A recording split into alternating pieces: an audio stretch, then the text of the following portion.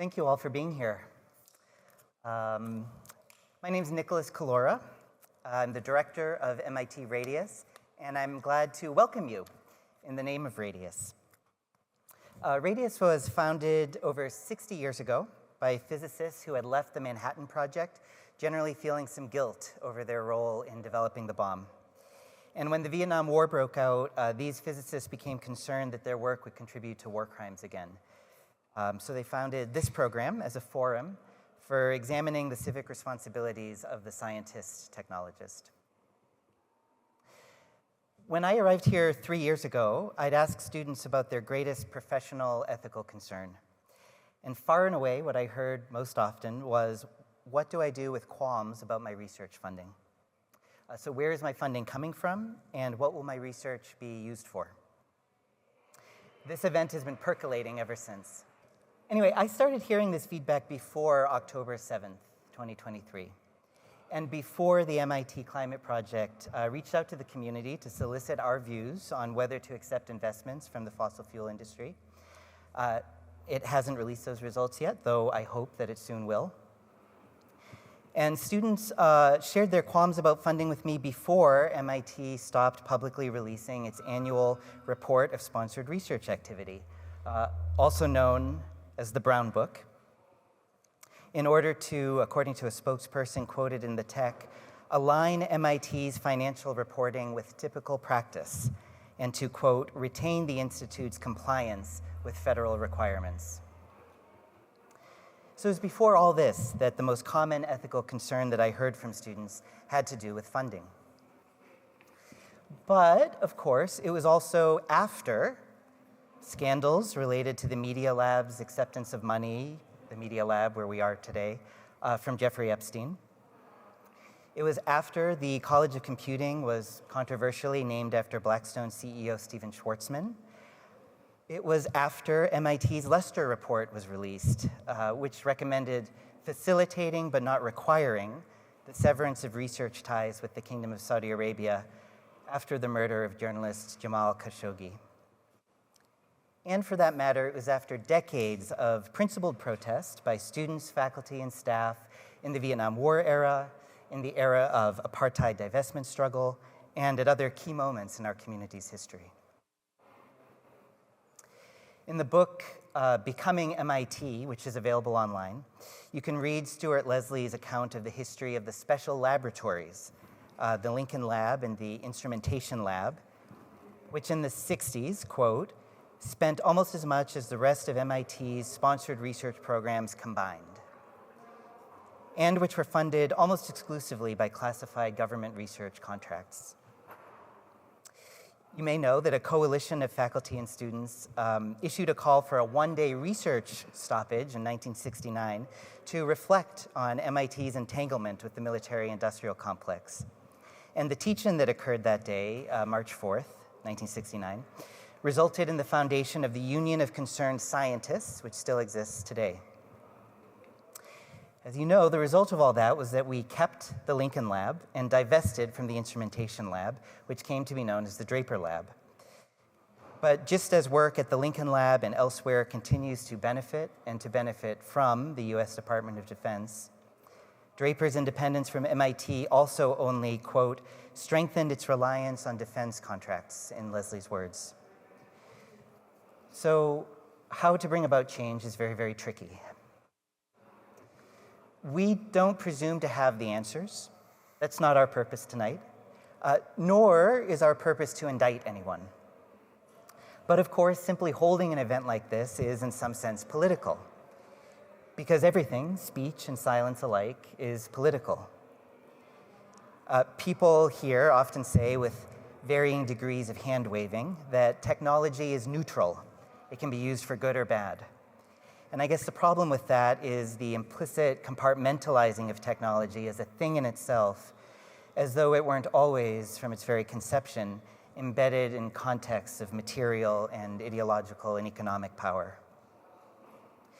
All this to say, MIT clearly plays a role, or roles, in empire. And how can we not bear this in mind as we gather tonight in the shadow of a war that has ravaged lives, homes, and livelihoods of hundreds of thousands of Lebanese and Iranian civilians just in recent weeks. A word about Radius itself. We used to be a sponsored ministry of the Episcopal Diocese of Massachusetts, and operating with a measure of autonomy, we saw our role as holding the Institute to its own ethical self-reflection.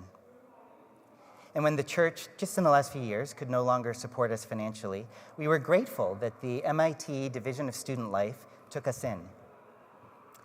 The generous support of one primary funder, an alumnus, and a marvelous man named Bill Leach, who worked for decades in business and technical publishing, has enabled us to continue our work. But of course, we're now part of the MIT org chart. Many longtime Radius members have wondered what impact that will have on our mission to challenge uncritical narratives of progress, and indeed to challenge empire. One modest first step is to try to model transparency. For instance, even if the Climate Project's report on fossil fuel funding hasn't been released yet, the white paper that Radius produced after an event with students can be found on the past events page of our website. Check it out. And tonight, although we're going to speak rather generally because we want this discussion to be relevant to many generations over multiple ethical contexts, we are filming our event. And we hope that this conversation can be useful for ongoing relationship with colleagues and even leadership who are interested in hearing the community's voice on these matters. I'm very grateful for our partnership with the Media Lab's Center for Constructive Communication, especially Marina Rakilin, Julia Matthews, and Alice Gold, floating around here, who designed and convened dozens of conversations with people across the Institute to surface thoughts and feelings about all of this. And the SenseMap that Marina will discuss in a moment is a record of highlights from these conversations.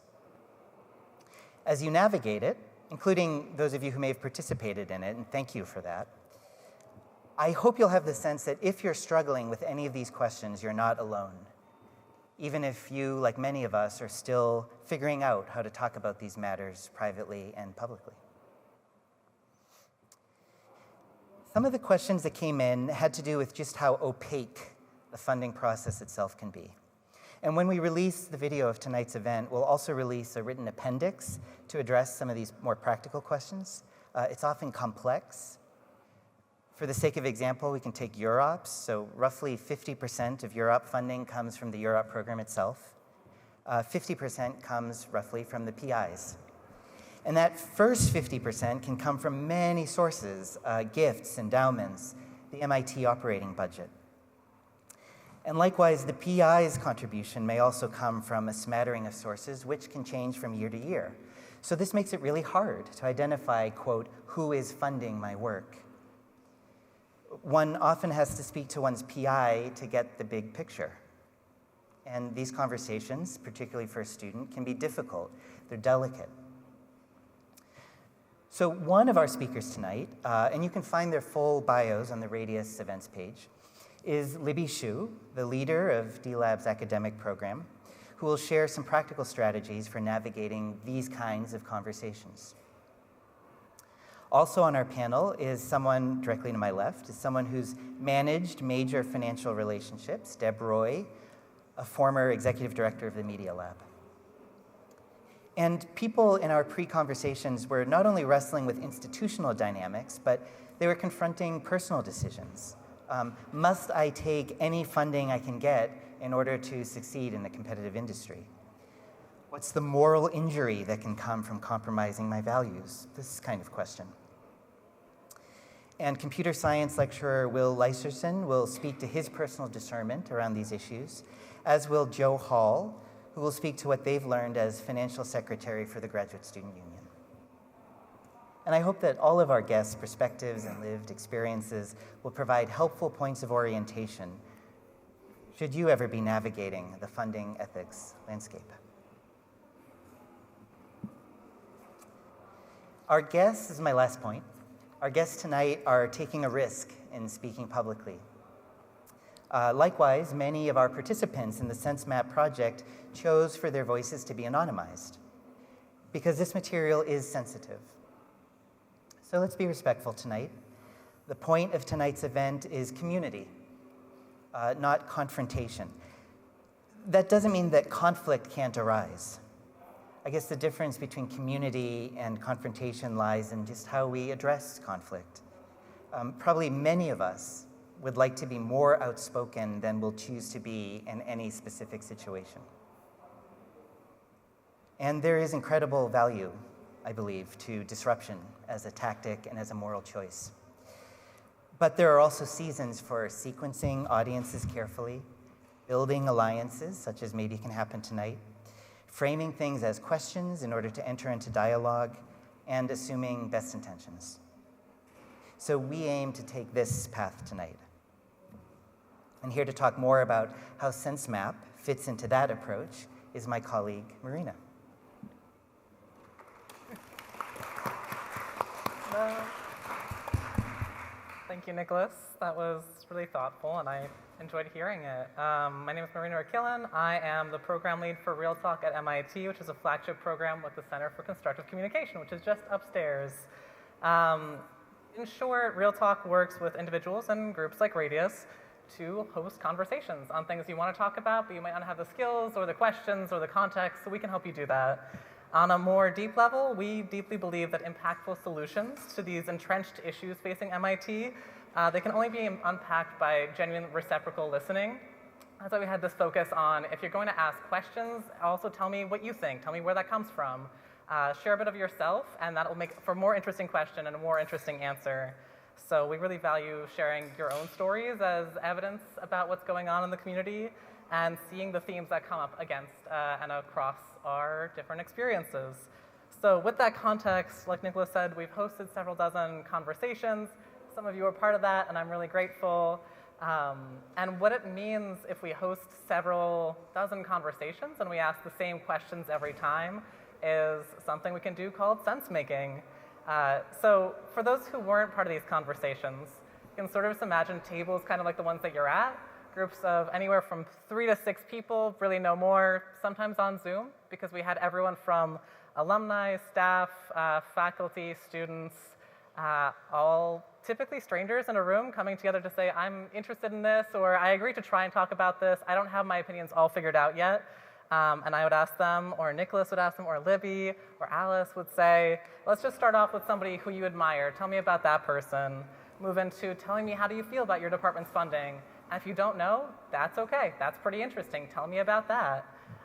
And then we move people towards sharing a story about a time they were in conflict. It could be at work. It could be just in your personal life, where your bank is situated.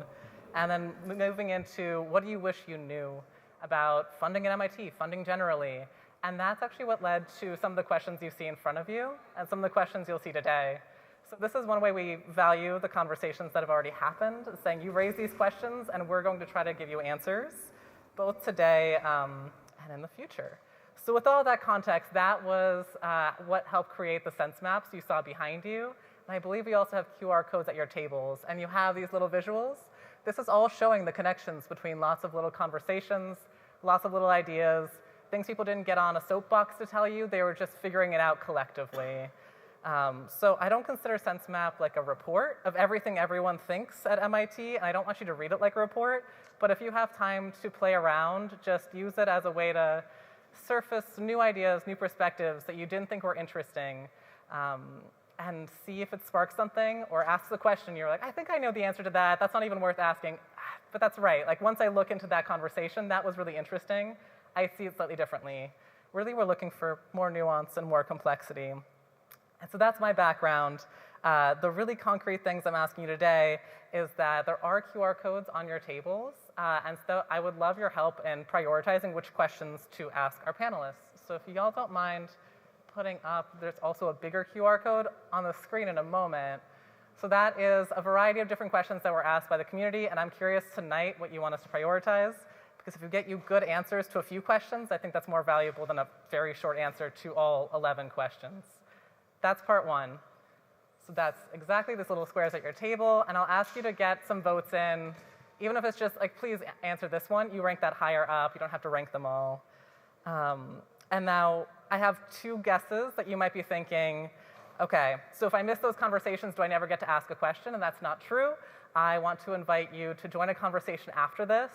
You can either come talk to me, or I will send all the RSVPs an email saying, now that you know what it's like, do you want to try it out and try having a conversation and being part of the SenseMap? That's all optional, but you are invited. That's part one. And also, if I have a burning question or whatever I put in the ranking system and it just didn't get asked tonight, well, is that it? Will I never have an answer? My answer is also no. Like Nicholas said, we will have an index. There's a lot of questions. Some are super specific and some are really broad and ethical, but that's the beauty of stories. Even if we can't point and say, here is the exact source of that funding, we can talk to some people about why it's hard to find, where it could be, how someone else has navigated finding it. So those are my caveats. There is more resources to come. So if you're frustrated saying, but where is this question? We will get to it. And we're excited to, because they're really interesting and they mean a lot to all of us. So in other words, this isn't the start of the conversation. They've already been going on for a while, and this isn't the end of it, and we want to include your voice. So if you're not sure how to do any of that, you can wait for my email, or you can come talk to me. And with that, I should stop talking with my own voice and give it back to the voices of people who've already contributed. To that end, we have an audio medley, which is a sequence of different people's experiences. So I think we'll load that up. This will be kind of an introduction to what people have been talking about, and then I'll leave it to Nicholas and the panel to dig into this and say, here's how I relate to those stories. So for now, please enjoy an audio medley, and thank you.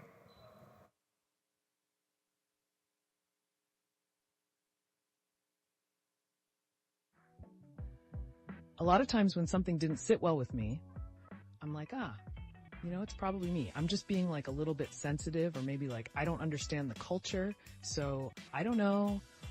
I should just let it go. They pretty reliably speak up if they hear something or witness something that's sort of misaligned with their internal barometer. But the way that they speak up too is usually to be curious.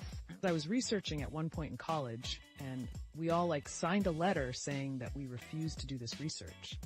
And then everyone got laid off. And I was lucky at the time in some ways, right? Because I was just in college, right?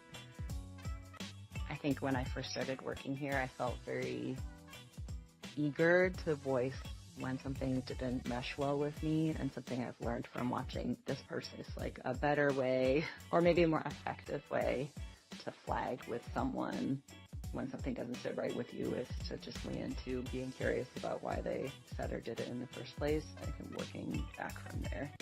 Someone raised their hand, asked a very pointed question about a particular funder, and how does this influence the research we're doing on it? Even just an environment where that question can be asked, it's okay, that's helpful to have it's okay to challenge that fraud.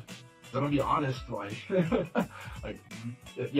I'm particularly money conscious, coming from a lower income background, especially if more likely than not, if I'm a student trying to build up my resume to help out my family, etc., I'm probably going to continue doing my research in whatever that department might be.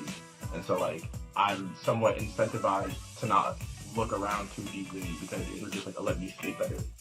Not say that college isn't real life, but I think the modern workforce, and in a sense, and how older people live, is a lot of the times people don't have not the resources, but they haven't made the time to educate themselves politically, in terms of how they're going about exercising their rights as a citizen.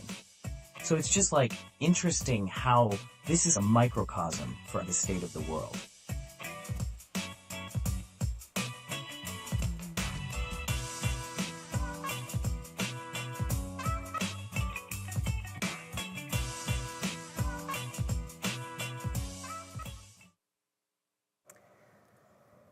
So that's taste. And if you haven't already, you can go on the SenseMap, hear more medleys, as well as kind of choose your own adventure and navigate from highlight to highlight. So to our guests who are going to be speaking to us tonight, in a moment, we'll go through and hear a little bit more of your personal reflections and your personal stories, but I just want to quickly check in with each of you, and I'm curious what you heard in this medley, or what resonates with you generally about this SenseMap process. So just a minute or two each, and then we'll really dive into your own stories. Deb, could I ask you to go first? Sure. And by the way, thanks everyone for coming together for this important topic. I think, one of the things that I heard in that medley was someone talking about, I'm getting a bit of feedback, talking about the joining a group and hearing someone ask a question, and that was something that person took note of, like, oh, this is a group where it's okay to ask about funding. And just, I like to think that my group is a group like that, where if someone has a question about funding, you can bring it up, and we actually often have those conversations. But that just, what I infer from that, hearing that, is a lot of groups, maybe that's not the case. And this idea of, do we want MIT to be a culture where it's okay, to raise questions, and then also how to raise questions. And I can't remember if it's this clip, or we listened to a clip earlier when we were sitting together, but leading with curiosity, not assuming just because I don't think I like that source, but let me just start by asking why that source. And that's the, both something that is one can do here, and if there are groups where people don't feel comfortable doing that might be something we want to nudge the culture of MIT towards. So that was one thing that caught my attention. Thanks for that, Deb. Joe, yes, would you? Yeah, totally. I think it's always interesting having these kinds of conversations with other grad students and grad workers on campus, especially, or more generally, people in academia who don't have who aren't making the funding decisions, and like how people explain their situation to themselves. I think one thing I run into extremely often is people's fear of biting the hand that feeds them, especially if you're a graduate student. That speaking up or voicing concerns about the status quo is either personally dangerous, or you have some sense of it could be worse, which kind of hides the hidden question of what if it could be better? I think in these responses, I hear a lot of people who, I think a lot of us already have our dream job being researchers at MIT. And there might be this sense of, we feel indebted to our funding source, we feel indebted to our position here, rather than feeling as though we are being compensated for performing skilled labor and creating value and creating ideas. So this kind of leads to this keep my head down, I don't want this to negatively affect me mindset, when you don't really have the power to change things yourself. One thing I really liked from the responses is the value of just having an open space to talk about these things. I think I'll talk about this a little bit later, just being able to say, hey, the fact that our funding is pressuring us in this direction doesn't feel great to me, without it immediately being agitational, I think is really healthy for just within a lab research culture. Thank you, Joe. I think one of the things that really strikes me over and over again in listening to this medley and exploring the SenseMap and all the conversations that were had is the hesitancy to have real conversations with each other, which pervades so much more than just this one question, this one area of funding ethics. It's not just about the high stakes situations where we feel there's so much at stake in our position here, but also in the more day-to-day interactions with others, that we don't talk about these things, we don't feel like we can bring it up. And there's something about that feels like it needs to change for us to be able to have, to exist in healthier ways in our communities, and including on this campus. Thank you. Thanks, Libby. I appreciated how many people were asking these questions. And I remember that when I was a grad student, I had these questions because I was looking at becoming faculty at PI, and feeling very alone in asking about how do you get funded if the people who are coming to you are DOD or whatever it is. And I would have liked to have known then that other people were asking these questions. And I feel like simply knowing that that these things are being discussed, that these questions are being asked, goes a long way to building some courage to actually begin to address these things. Thank you all. You know, the program here that Radius has collaborated with is realtalk. And I think what you're all kind of highlighting is the value of conversation. It's not such a small thing, actually, that if we're talking about power and how powerless, actually, so many of us feel around these issues, being able to articulate and name something and hear yourself say what you think maybe you believe, but to give it language, is really powerful just for us. I tell my students, and I use a curriculum called Giving Voice to Values, that for many people, one way to bridge the gap between I want to say something and I feel like I can is just to find the right person to say it to first as kind of a trial run, and to practice giving words to something we really believe. And then the beautiful thing is that then it impacts others too, and others feel empowered to give voice to their values as well. So I want to hear a little bit more in depth from each of you how you're coming into this conversation. I think each of you has prepared a reflection from a different angle. And Libby, maybe we can start with you, because I know you have experience walking with undergrads who are discerning how to have these conversations. Curious if you can kick us off and tell us more about your own story that brings you here. Yeah, so I'm Libby. I work at D-Lab. I'm a lecturer and associate director of our academic program. I'm also a head of house on campus at Random Hall, and I really feel like I have a dream job here. I love working with students and teaching students at MIT, and I work with a lot of undergraduates, and that comes from a very personal motivation to be a mentor to students as they figure out how they want to change the world. I was interested in environmental issues and sustainability from a very young age. And it took me a while to figure out how to channel that.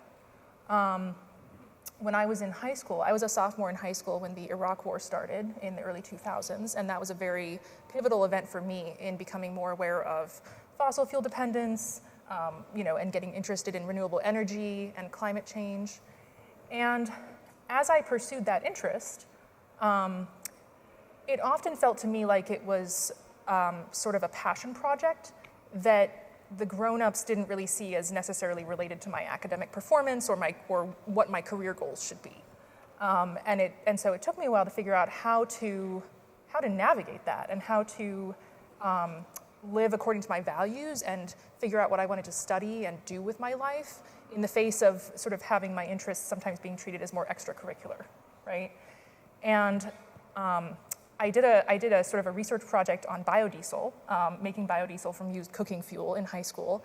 And when I got to college, I found a group of people on campus who were kind of thinking about the same thing, a group of students who wanted to see if we could take all the cooking oil from the dining halls and produce biodiesel and divest from fossil fuels on campus.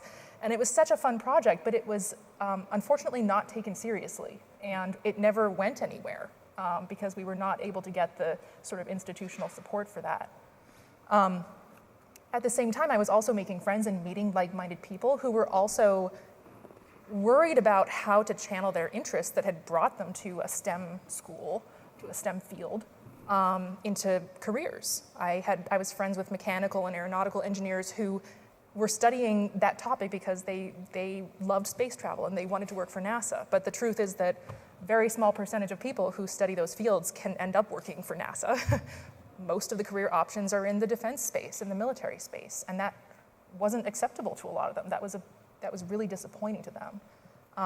It wasn't really until I got to grad school that I was able to channel those interests into some viable career opportunities by sort of trying to find like-minded people and opportunities.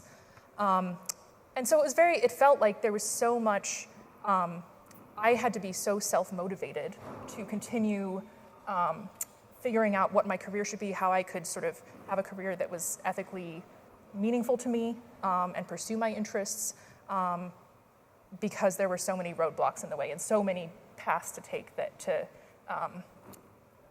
would have to abandon some of those ideals and goals. And so, I love working here because I can talk to students about those same kinds of questions and think together and be a thought partner that I didn't necessarily have earlier in my life to think about those questions. Yeah. Thank you. Thanks, Libby. Yeah. Yeah, I talked to many students who feel like this is an era of idealism, and then afterward is realism, that our ideals can't translate into the rest of our lives. Yeah, and it doesn't have to be, but we have to work together to figure out how. Thank you. Yeah. All right, well, we're going to hear more from you shortly about how to do that and maybe what some of those conversations look like. But again, just in the interest of getting to hear everyone's introductions, maybe we can move from this experience of accompanying undergrads to the graduate student experience. And Joe, what would you like to share with us tonight? Yeah, definitely. Thanks for your piece. I just want to say I'm like really grateful to be here. Didn't know that I would be here, not like very recently, kind of a last minute thing. So I'm really glad to be invited. Yeah, I think what you said, like moving from like idealism into realism, kind of really resonated with me. I feel like, yeah, on a personal dimension, like I was drawn into my research. I work in nuclear fusion. I was kind of drawn into that when I was an undergraduate, largely because I was a physics major.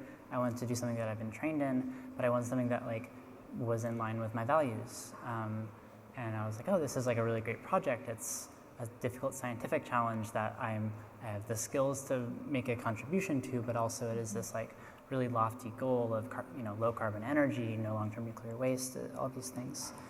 Yeah, I've had a really interesting experience, I think, as a graduate student. I'm largely funded by a private company, a startup company. And I've been assisting in the physics side of like how do we actually predict the power output in megawatts of a reactor that we have no like real world analog to.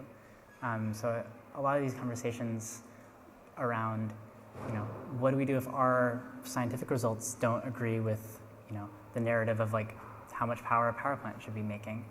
I think that's come up a lot, and I'd love to talk more about that if people have questions.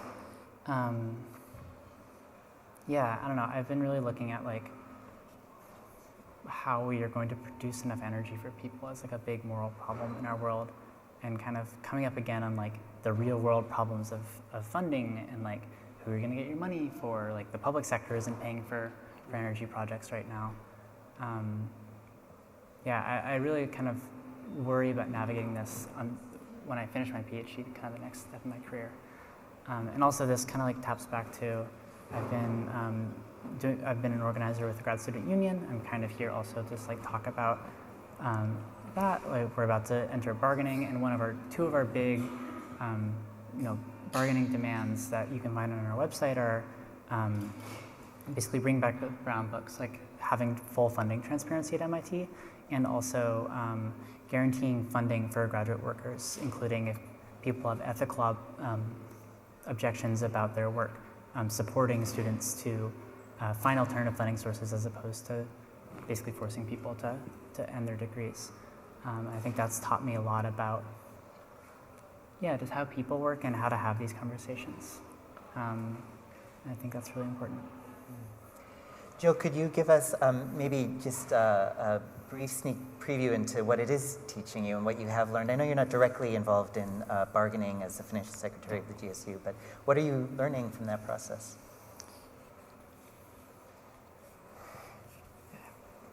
I have kind of a piece on it. I don't know if this will answer your question, but so we had this IAP mini course that we taught that was like history of the labor movement, kind of connecting what was going on in the 40s and 50s to the current kind of swing of grad unionization around the country, of which MIT was one of the first. And the last class that we held a conversation about like what's the purpose of a university, and is that working for people? Who are the stakeholders in a university? Some of the questions that I'll just like talk out that we like had people discuss and write down on chalkboard is like, how have you observed universities engage with stakeholders? That might be like students, grad workers, faculty, etc. Who gets to make decisions? What happens when a group of stakeholders has a grievance? yeah, what do you think the purpose of a university is? Is that purpose being fulfilled right now? Why or why not? And what would it mean for a university to be more democratic? What problems might that entail? I don't know, I really enjoyed that conversation because I feel like both in academia, but also just in our larger society, where we have this huge issue right now of these large systemic problems that we can't seem to get past our like personal and our social inability to work together. There's a lot of things that we're bargaining for. One thing that's relevant, just because I talked about it this morning, is like guaranteeing funding for PhD students in good academic standing. This is like a guarantee that Cornell and Dartmouth and Stanford all have in their contracts. But at MIT, if someone loses funding or your PI decides to move, at the end of that semester, you might get 1 semester of gap funding depending on your department, and then a lot of people have had to master out. And I talked with the worker this morning about, they had a lot of concerns about, would that be sustainable? Like, would MIT just kind of turn around and admit fewer students? I think a lot of hesitations about, what if this comes back and affects me badly? And this particular student had their funding cut, and thankfully they've been lucky and things have worked out really perfectly. But I was like, what if things hadn't? What if things hadn't worked out and there wasn't a way for you to be supported? And what it always comes down to me is when we want something to change that seems kind of out there, whether it's divesting from fossil fuels or decarbonizing our grid as a society, or not getting involved in wars. I think of if every person stood up and said, hey, stop this, or hey, change this, it would happen really quickly. But it seems impossible when it's just one person. I know I'm going on kind of long, but at least with the Graduate Student Union, every time we get a petition signature or someone comes out to an event, that's almost always a one-on-one conversation and I think that's really, really powerful because we can't really reach people through email. It's this is all happening on people's personal time, but really just talking to everyone in your lab and in your building and making these personal connections and empowering people to say hey, maybe we can make our situation better, and maybe it's not a zero-sum game.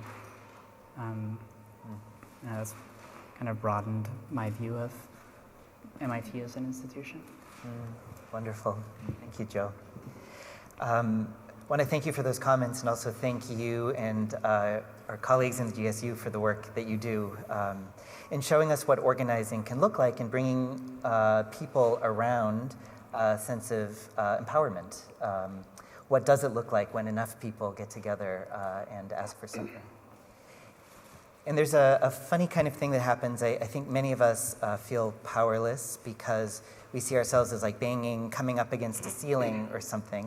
And within any system, there are people who also have a lot of power. But what's interesting is that many people in management and leadership positions often don't feel that power. They're beholden to stakeholders or whatever it might be. So there can be a sense of powerlessness or a difficulty kind of coming around to the same page at all levels of an institution. It's one of the reasons why I'm glad that you're here, Deb, to kind of represent the point of view, not that I'm going to put any words in your mouth at all, but to represent the point of view of someone who's occupied the position you have in terms of looking at donors, vetting donors, considering how to distribute resources. That's one of the reasons I'm interested in your being here, but I'd like to just hear what brings you to this conversation, what interests you in this conversation. Well, I'm here because I was invited by you and by the realtalk team, and I was happy to accept. And maybe I'll just say a little bit about myself. I've been at MIT for a very long time. I came here as a student many moons ago, and then moved through the ranks of faculty life. Spent a couple of years as executive director of the media lab, and then we started the Center for Constructive Communication. So realtalk is part of that program. but I'm not here wearing my hat as sort of affiliated with Real Talk, but just because you invited me. So, and thanks for the invitation. So I thought I'd just share a story. So yes, as a faculty member, so I was a graduate student here. I did my master's and my PhD, and then immediately after finishing my PhD, joined as a assistant professor with much less gray hair than I have now, and so I just wanted to share a story on fundraising, because part of your job as a principal investigator and a faculty member is go get money to pay for the research and make stuff happen. And I was, let's say, a hungry young faculty member seeking opportunities for funding, and I was introduced to an executive at a big bank. And one thing led to another, and there was an opportunity to bring in what would be, at the time, by far the biggest single check in the history of the Media Lab, a lot of money. And I just had this worldview that money is money. Once we bring it in and we can use it for our research, it's more goodness, because I think the work I'm doing, and actually this was enough to spread around to colleagues that we're doing good stuff. So there were a lot of questions. I mean, it's kind of peculiar given my background in cognitive science and AI and child language development. Why would a bank be interested in giving me a lot of money for this research to set up a center kind of at the intersection of technology and some of their interests? But I didn't ask a lot of questions because there was a lot of money, and money's money. So we went forward and started this big effort. And I started to notice just cosmetic things, like when certain people would come to visit, I was told I need to wear a tie, so I wore a tie. I never wear a tie.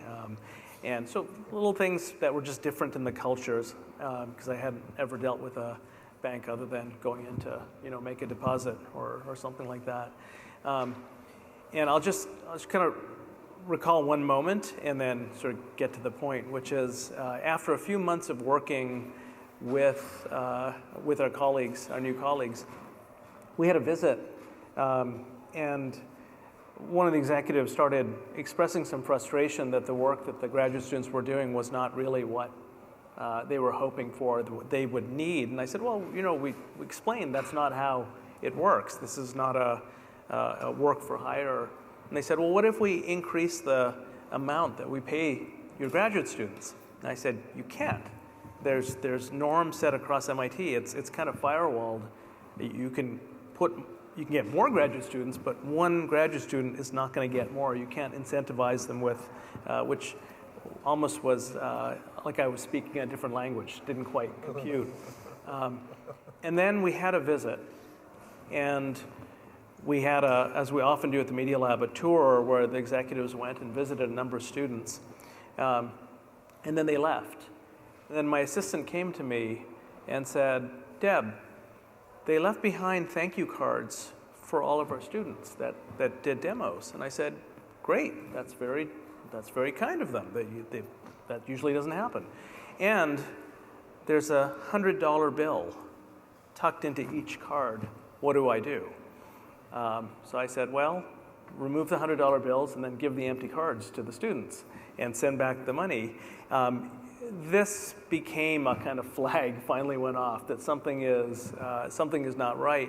And I guess the moral of the story and the moral I learned the hard way from this is that money is not just money. There are strings attached. There is a kind of set of expectations to that money. And I learned from that experience, it completely changed my mental model of what dollars are. In fact, funny thing about these executives, they use dollars as a mass noun rather than a count noun. Rather than how many dollars, we need more dollars. There's like this substance.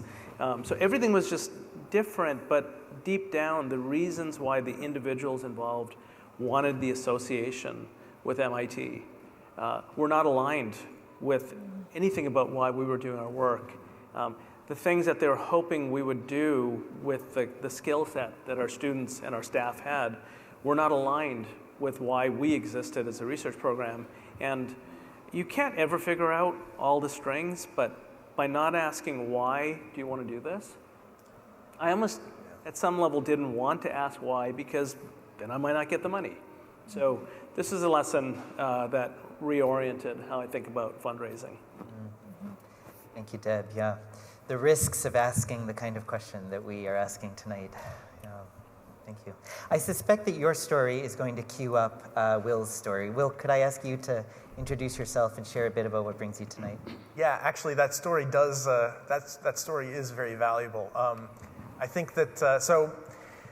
I did my PhD here, and before and after that, I worked in private industry for a number of years before finally coming back to become a lecturer. And you know, I always thought of these questions, like the kinds of things that Deb's story has brought up, are ethical questions that I had, and again, I felt very alone in asking them, and I wasn't sure how to navigate that. But what's more is that I think that you find that, like, even when you make a decision that you can live with, you kind of ask the question why. Why are so many of these decisions so gray? Why is it such a deep gray? And you find that whether you're a grad student or even a PI, that you're asking, that the decisions that you're being asked to make are these kinds of very deep gray kinds of questions. And we all do it all through our lives, right? I would bet that, you know, all the pairs of shoes in this room right now were made with sweatshop labor. And that's horrible, right? This is an absolute disaster. But we got to wear shoes. And so the question comes up, why is the decision space so limited? And that's a question of policy making, and the policy making tends to happen, whether at the institutional level or at the level of society and government, that typically happens above the pay grade even of a PI. Sometimes PIs have to be, you know, consulted by the administration. But a lot of these decisions are fundamentally money decisions, and this is not unlike it is in private industry. A number of the companies that I worked for were startups, and one of them I remember joining and being really excited about the technology that we were working on. And I could think off the top of my head, I could think of 3 things that would improve regular people's lives all across the board, just make society a better place, really uplift our community, our society. And so I got into this job, and I was so excited until I realized that all of our prospective customers were advertisers. And I thought, oh boy, this is not really what I signed up for. But at the same time, you know, I held out some hope, right? Maybe the first really big prospective customer is going to be a company that's going to say, oh yes, one of these things that you're thinking of that just really improves society, we are in a position to make that happen, and wouldn't you know, we can turn a profit doing it. But that wasn't what happened. The first big prospective customer that came in was an arms manufacturer. And that was definitely not what I joined this company for. That was definitely not what I was looking for, and their mere appearance was demoralizing and demotivating in my work.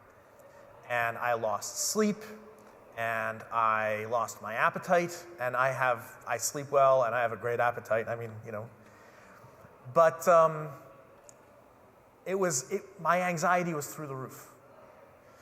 And it was all because this company had showed up and looked like they might be our first major customer. And I felt very alone, once again.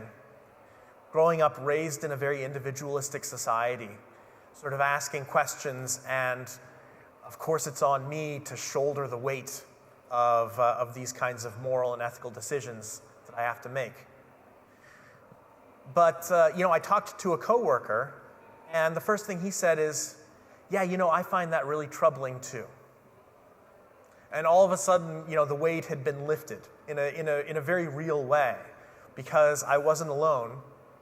I'd found somebody else who felt the same way. And wouldn't you know it, we, out of a company of about 20 people, we found 6 engineers who were troubled enough, who were agitated enough to go out and say, we're going to sit down with one of the executives and say that we're not happy about this. So we sat down with an executive, and I was a little bit surprised that there was immediate pushback, and the kind of pushback that I was getting. Because we had lunch with this guy. It's a small company, right? The workers sit with the executives all the time, and this is a good guy, and I knew about him, and I knew about his ideas about the world, and he brewed his own beer at home and all this kind of stuff. He was a good guy. But the pushback that I was getting, like he said, let's see, he observed that they make medical devices too. Okay, yeah, they make medical devices, and maybe they'll use our software in their medical devices. But do we really believe that they're going to use our software in their medical devices and not in their weapons of war? And he said, yeah, okay, that's not a great argument, but what we're building is really a lot like a hammer, right? And you can use a hammer to build a school, or you can use a hammer to build a bomb. And I thought, yeah, that's kind of true, but at the same time, right, this is a hammer where a single license costs thousands or tens of thousands of dollars. And our first major customer, we're going to be tailoring this hammer to their application. I said, yeah, okay, yeah, that's true. But we only have 18 months of runway, which in startup speak means 18 months and then the lights get turned off, right? And you have to pay your rent, and you have to buy groceries, and you have to, some of you have kids, and I had 3 little children. And this felt a lot like the shoes thing to me, right? That you got to eat. But none of us were budged by this. And he saw that none of us were budged by it, and ultimately he said, okay, look, I hear you. Let's wait and see. No commitments have been made. No money has changed hands. Let's wait and see. And we waited and saw, and ultimately they didn't go with us. And it wasn't because of anything that we did.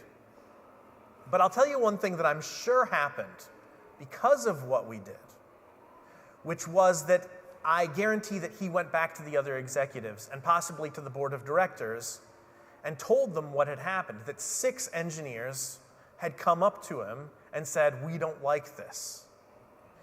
And wouldn't you know, we didn't get any more arms manufacturers coming in through the doors to look at our software, right? And so as the executives were thinking about how to position this in the market, and as the board of directors were thinking about what connections do we have and who can we bring in to maybe find some synergy, none of them were arms manufacturers. No more arms manufacturers came in. And it would not surprise me if at least some of that had to do with something that, for all intents and purposes, should have been above our pay grade. But realizing that we were not alone was the first step, right? You can feel as though you're making these decisions in isolation. But if you talk to the people around you, you're going to find that a lot of people feel similar ways about a lot of these things. And I think those conversations are really important to have. And one of the things I really appreciate about this night is just the facilitation of those kinds of conversations, right? This is the beginning of something. This is not the solutions, right, as you say. This is the beginning of something. And so if there's something that I'd really take away from this, it's that we're stronger together. When I talked to that first coworker, right, we figured out how we felt, and I guarantee that working together, we made a much stronger case than either of us would have individually. And with 6 of us, we were much harder to write off. I could have sat down with this executive alone. We had that kind of relationship with the executives, right? We could have talked to them about anything. But if it were just me, he could have said, oh, that's Will. He lives in this really black and white pure world, and this is the real world. And we don't always like everything that happens in the real world, but it's the real world. But with 6 people, it's really hard to make that case. 6 people out of 20. It's really hard to make that case, especially since he can figure out that there are other people who were not sitting with us who likely felt the same way. And so I think that those are the takeaways that I took from that, is that when you're thinking about these things, if you feel weight, you really aren't alone, and you can find other people to talk these things through with. Thank you, Will. And in just a moment, we're going to transition over to some questions. And so only briefly, I want to ask you a very brief follow-up. You eventually left industry, took the pay cut, so to speak, came back to academia, and I want to ask, how's your sleep these days? Oh my goodness. Oh, it's so good. It's so good. You know, it's funny that you asked that because when he said, you know, some of you have kids, my immediate thought was, I am not going to feed my family by blowing up someone else's. That's what caused me not to move. And so my sleep now, like I love my colleagues and I love working with the students and I love lecturing, and it's like, it's just a joy and I feel like I'm doing something good. But ultimately, I also have removed myself from the place of making any of these decisions. And a lot of people here are either in a position or are going to be in a position where these things are being made and these things are being done with your labor, with your mind, and with your hands. Thank you. I guess there are sacrifices and rewards that come with living with integrity. Thank you all. We're going to move next to some of the questions, as Marina shared, that came out of this pre-conversation process. So this is the fruit of your upvoting. And I see that the first question, and I will read it out and ask it, and I think we get to hear a clip of the conversation from which this question came, and then we'll turn to our guests. How do you balance the desire to make ethical choices from early on in your career with the need to build your career and resume? And do we have an audio clip with that?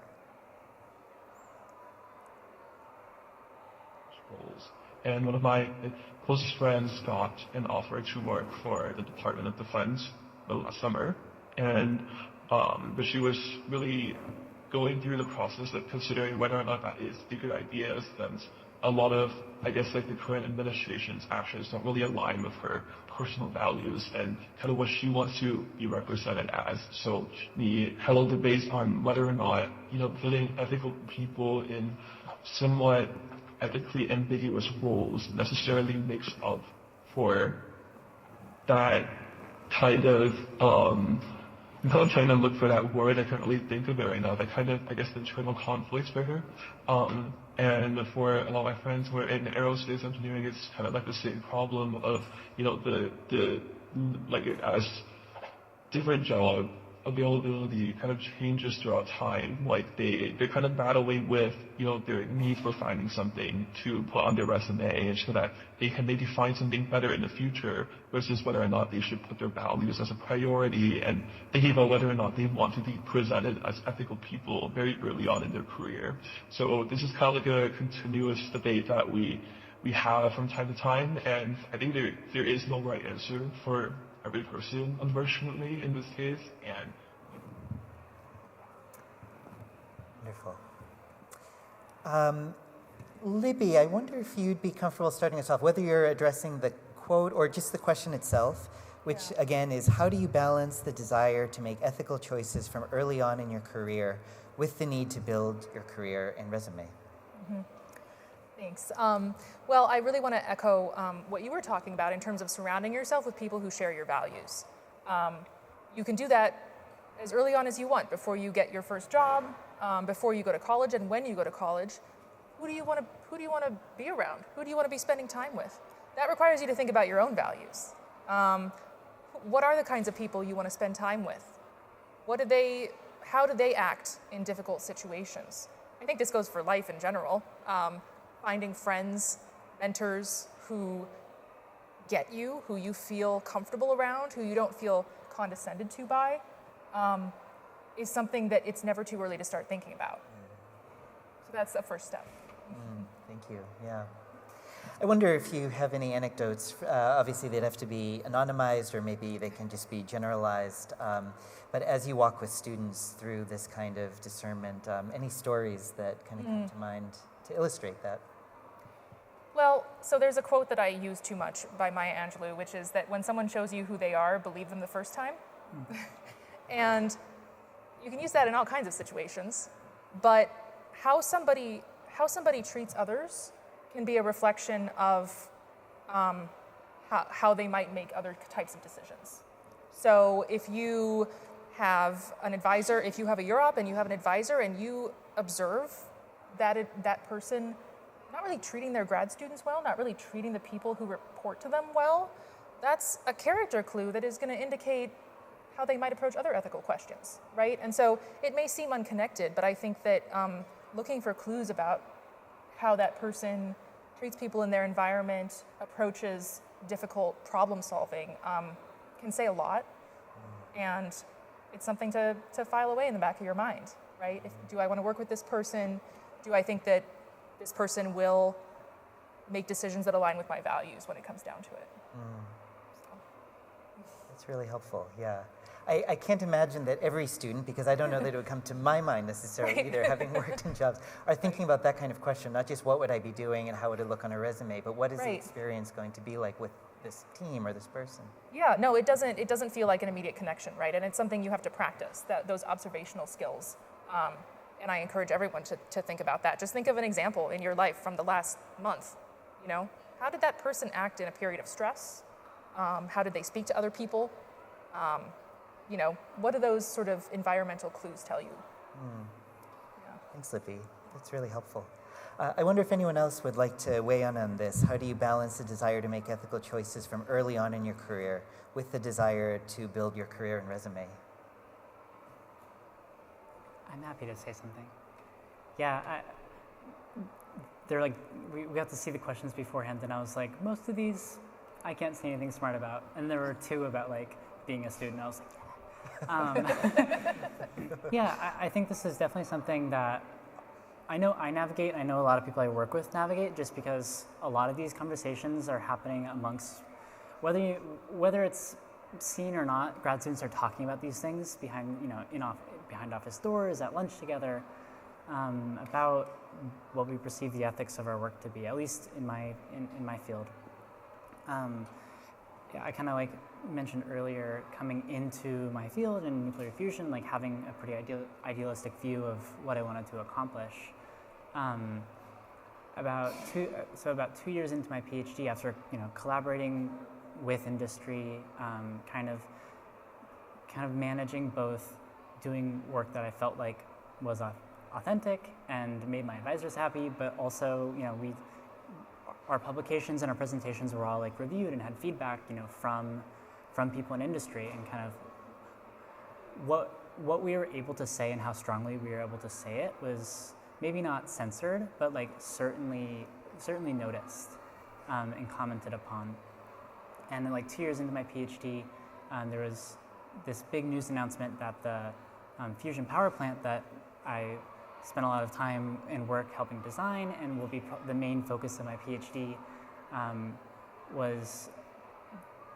was planned to be built in large part because Google had agreed to buy about a third of its power in perpetuity to power a data center.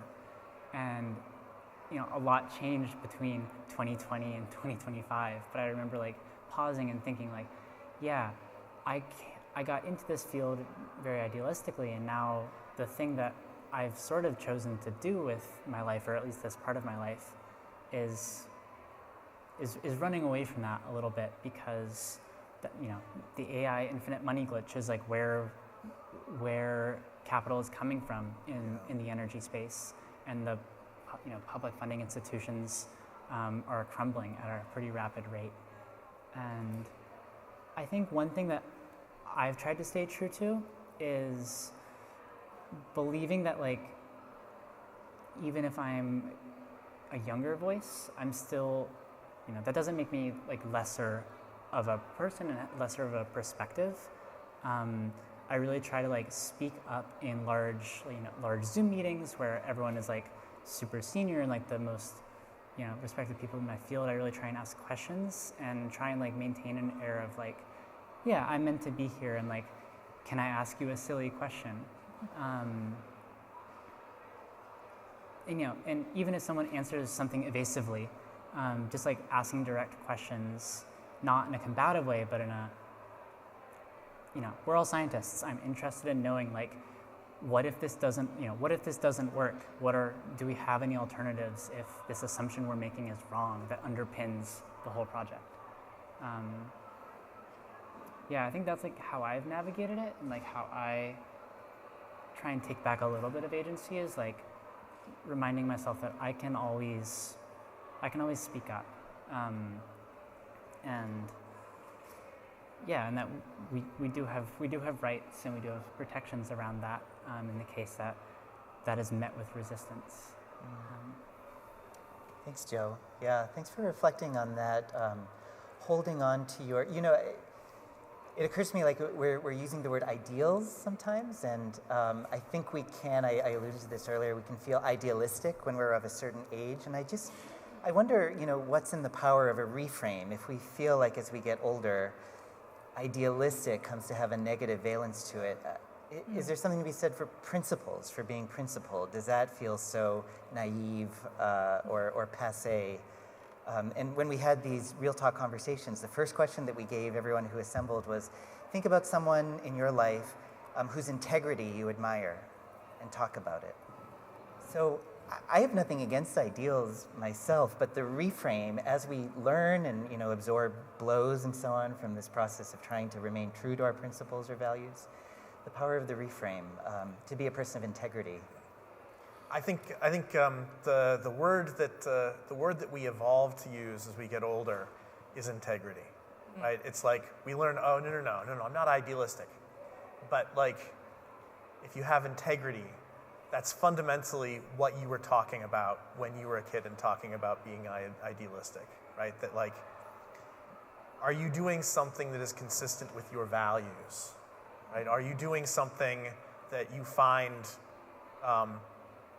causes you a great deal of anxiety and causes you to lose sleep, right? Are you doing something that you can live with? Thank you, Will. Let's move to the next question that got upvoted. I think, Deb, this will probably be a pretty good question for you. And it is, how does the need to keep your employees in their jobs fit in as you weigh your values when it comes to funding? Is that appropriate to prioritize? And we have a sound clip. Feel free to follow along. The text will be in the upper right-hand corner. Let's take a listen. I feel like a question that I always have too, that I just find it so hard to like get past or wrap my head around is like, well, okay, is one of those values keeping people in their jobs? Like, is that ever an appropriate, like, that's so tough. Like, if that be, I guess I've been thinking about it a lot with like Harvard and like what's going on there. And like, if I have a friend who has a lab at Harvard and all of his funding is evaporating, and it's like, would I be more like proud of my institution for not making a compromise, or would I just feel abandoned by them for not? So it's so tough. Like, obviously you don't, I think the hopefully the right answer is like you find a way to I guess, to stand up for the right thing and like eat that consequence. But it's hard, to your point earlier about privilege, like obviously, I don't know, no solution, but just like where does that fit into the scope of what you're considering your values?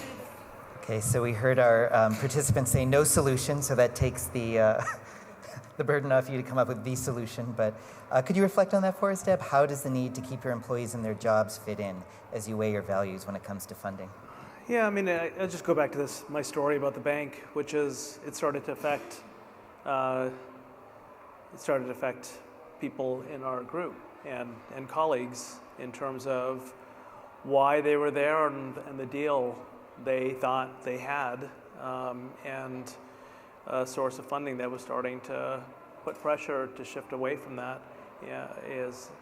That's maybe just a very practical answer, but that's certainly part of it. Because it's very tricky, right? You could say, well, I'm going to look at, let's just say there's a source of funding, and we can say, I want to know how they made their money. And if I don't agree with how they made their money, I won't take it. But then you can do thought experiments about ways you can isolate the influence that that source has in what happens with the money, and then you say, okay, so say in an ideal or a kind of just a thought experiment, that I don't like how they made their money, but they accidentally dropped it on their way out. There's just like a suitcase of money, and no one knows where it came from, and we can use it to do things we think are good. Do you take the money? And say if you don't take the money, someone random will take it and do something that maybe is worse or whatever. So obviously this doesn't happen often that we come across a suitcase full of money, but if you did, right, and you knew that there was no strings attached,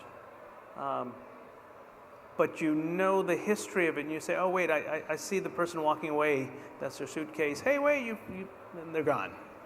And you're like, wait, that person, I think I know how they made their money, I don't like how they, so it's, I find those hard cases. And in general, and then it depends on how bad. Is that like really bad? Was that illegal? Was it criminal? Or was it something that goes against my values? I wouldn't spend my own time working on the things that would further the kind of things they're doing. They did those things, they made money, and now I have the ability to.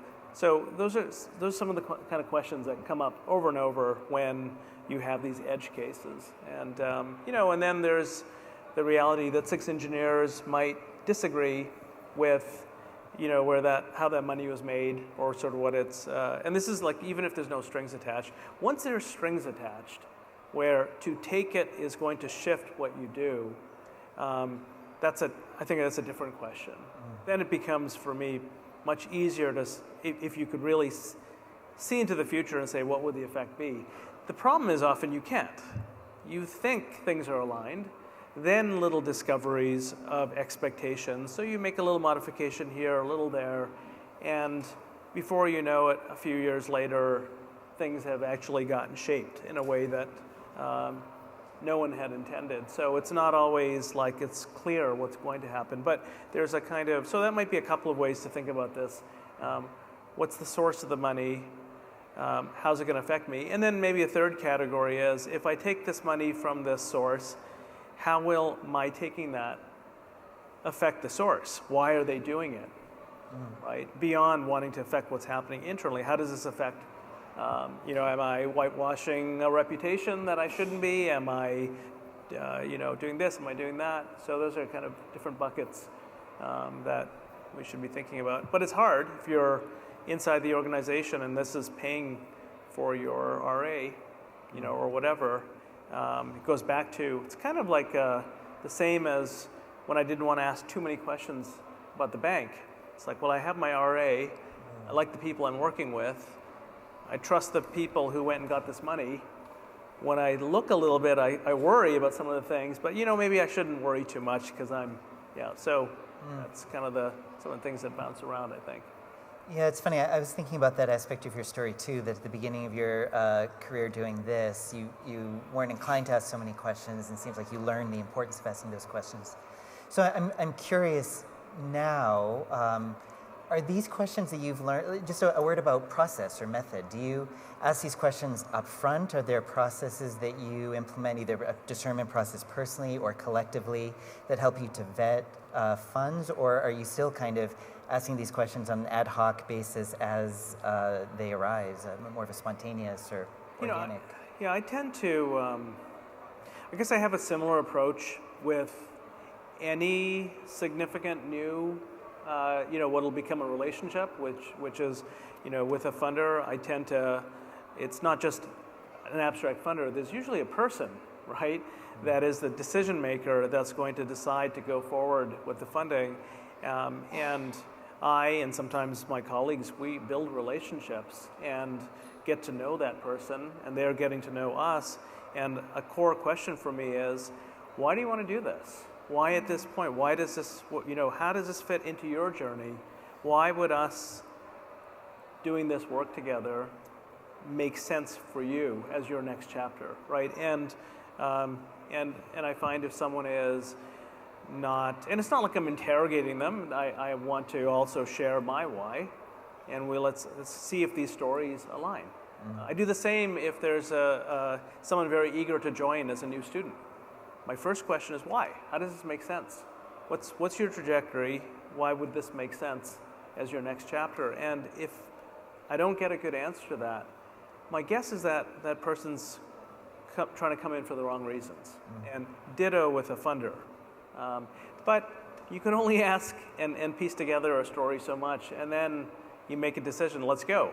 Let's make this chapter a collaborative, and see where it goes. But it's kind of to get to these sort of values. Values can be a very general concept, and a lot of values. If you just name them, if you look at the values that MIT lists, a lot of people will say, yeah, sure, those are good values. But then you say, okay, there's values that are in tension. And what's the balance that works?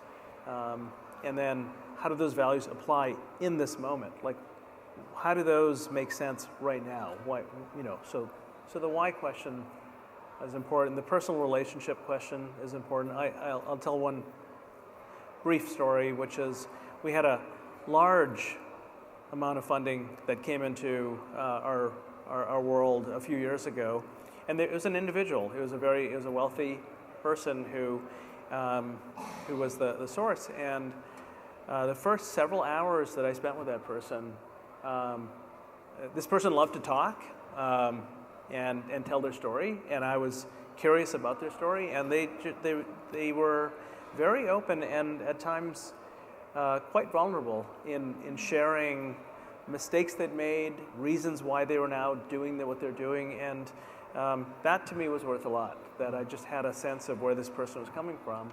And there was a little bit of ego, there was a little bit of didn't like how certain things happened, and I think this would be better, but there was also, I felt, a good person with, from my point, because what does good mean?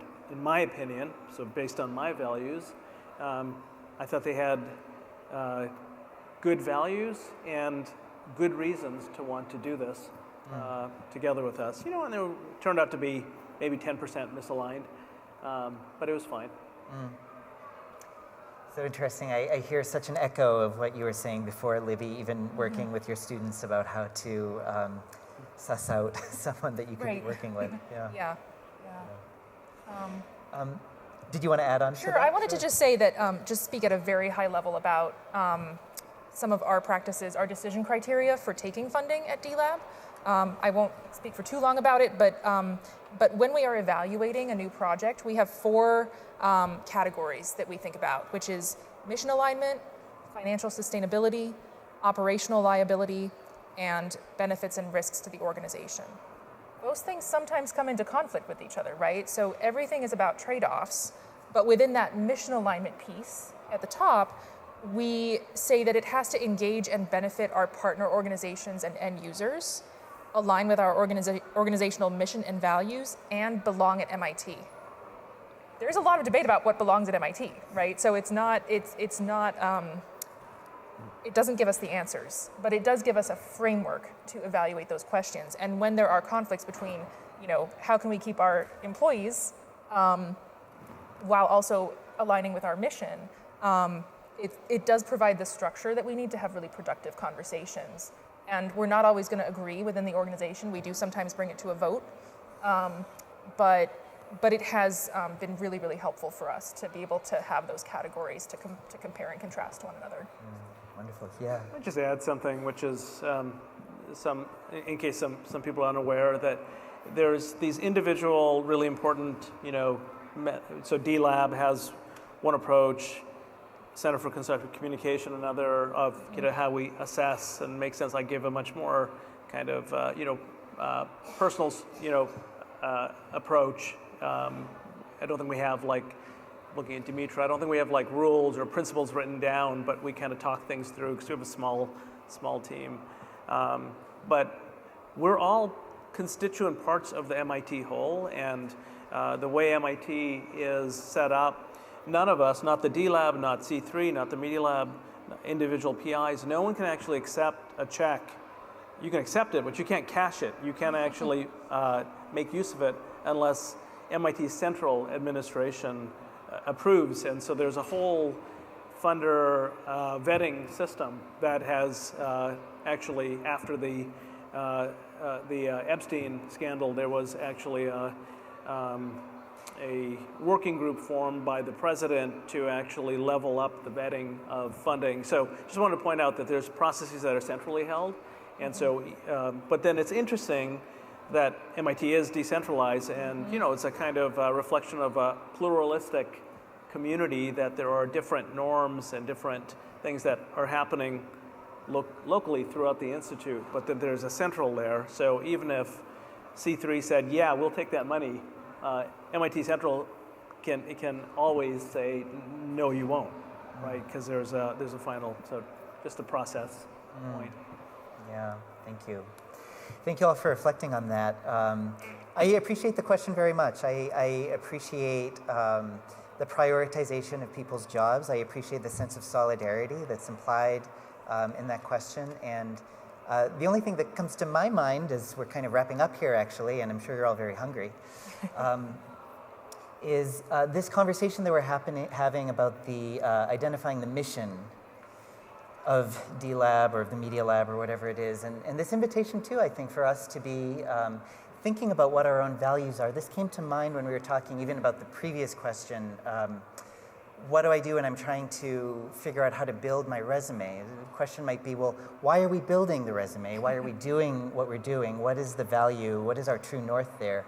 I think one of the most poignant ones that people will say is, well, I want to take care of my family.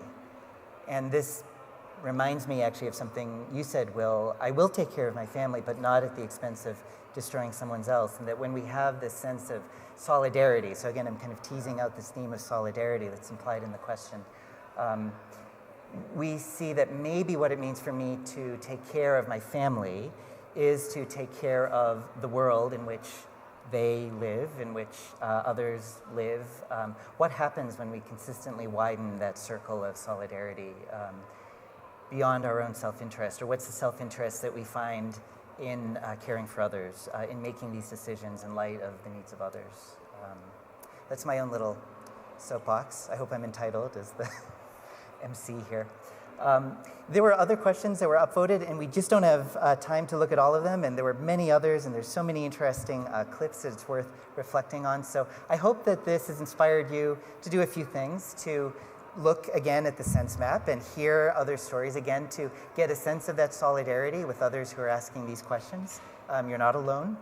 The other thing is that we're going to continue the conversation for as long as time allows, at least, half an hour, or whatever time you have to give us, over dinner. So we'll invite you to grab some dinner and then come back. There are these conversation starters on your tables in case you're looking for a place to start, or maybe something's already simmering.